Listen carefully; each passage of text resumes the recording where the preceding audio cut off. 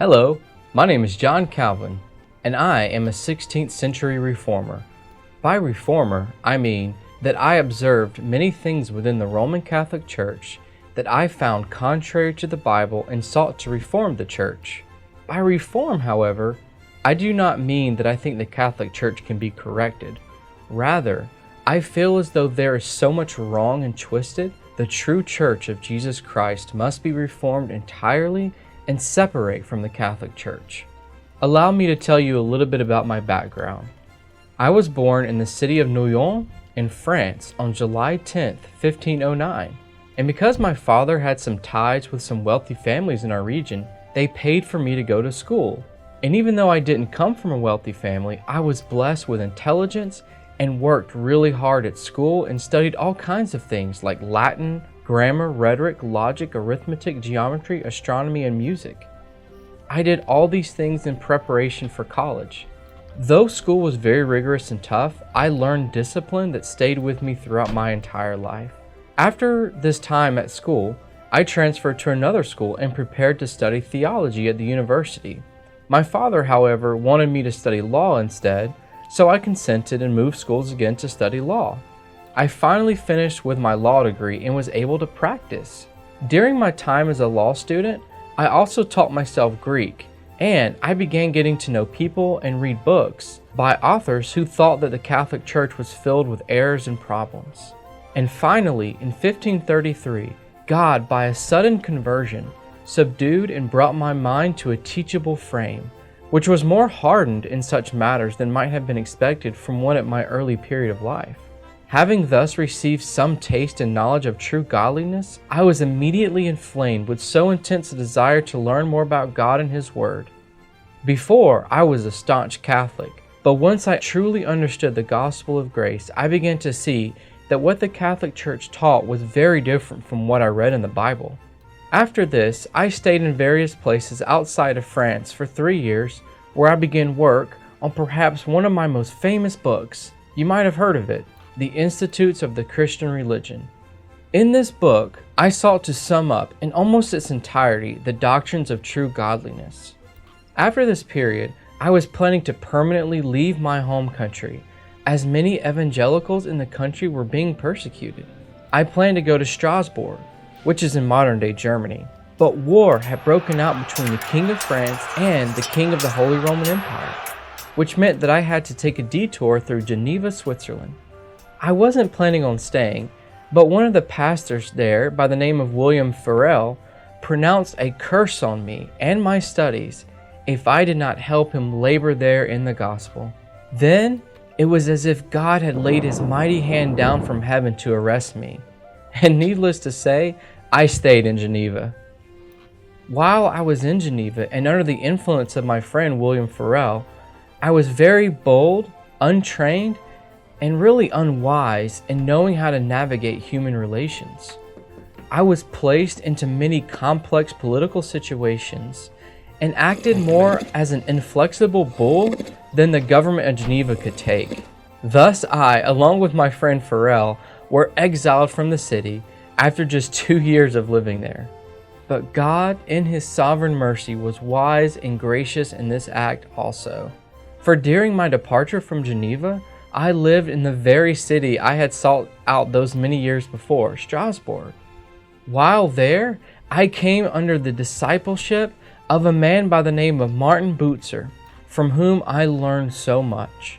While working as a pastor at a church for French refugees, I learned and grew so much as a minister of the gospel and as a man. It was during this time that I also met and married my wonderful wife, Idolette.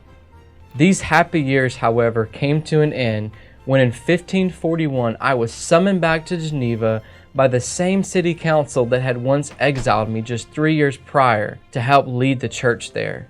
I picked up in the very spot I left off preaching those 3 years ago. During these years at Geneva, I labored tirelessly to see the gospel take root and grow. I also wrote several editions of my book, The Institutes of the Christian Religion. Along with this, I was taken up with preaching and teaching and keeping up correspondence with various ministers and dignitaries throughout Europe. In 1559, I even established the Geneva Academy, where students were trained for the ministry, which the Scottish reformer John Knox called the most perfect school of Christ seen on earth since the days of the apostles. All this work, however, left me with many physical problems, such as lung trouble, gout, and excruciating pain in my kidneys and bladder, and ultimately to my death in 1564 at the age of 54. And indeed, it could be said that I worked myself to death. But I do not count any trouble I endured in my life as a minister of the gospel as something about which I can boast. I was just a man possessed by the love of God as displayed in the gospel of Christ and committed to knowing Him and making Him known. There were many other things that I did during my life that I have not recounted here, but I hope this gives you a better understanding of who I was and my place in history.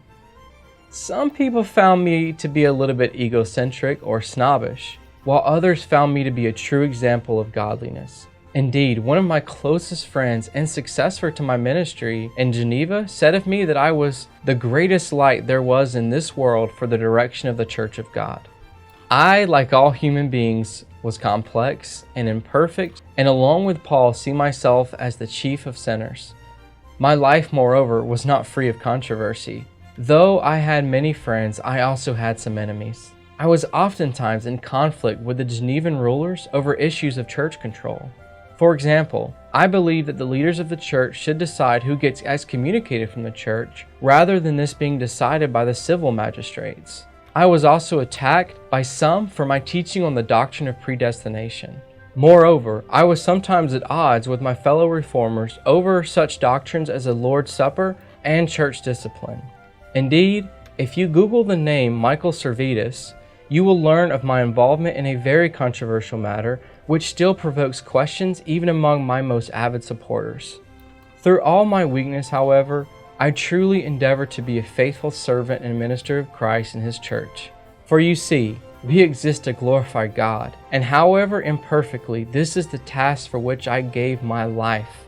As it regards my legacy, I wish not to speak of myself in any great length. In fact, I think I'm going to take on a much humbler form. There, that's better. After all, when I died, I desired that my grave be unmarked so that people would not pay homage to me but to God alone. But as it is customary to discuss such things when it comes to a biography, I will just say that through my efforts, the evangelical faith took root in Geneva, ministers were trained, and most importantly, the gospel of Jesus Christ advanced through me. Some people wonder why my name continues to surface after almost 500 years of my departure from this earth. Many people have concluded that it was my writing that has given me such staying power through the ages. Some have said that my writing is so clear, penetrating, and organized that the eternal truths contained therein are more easily understood and celebrated. But this is all I will say on this matter. Until next time, thanks for being here, and Soli Deo Gloria.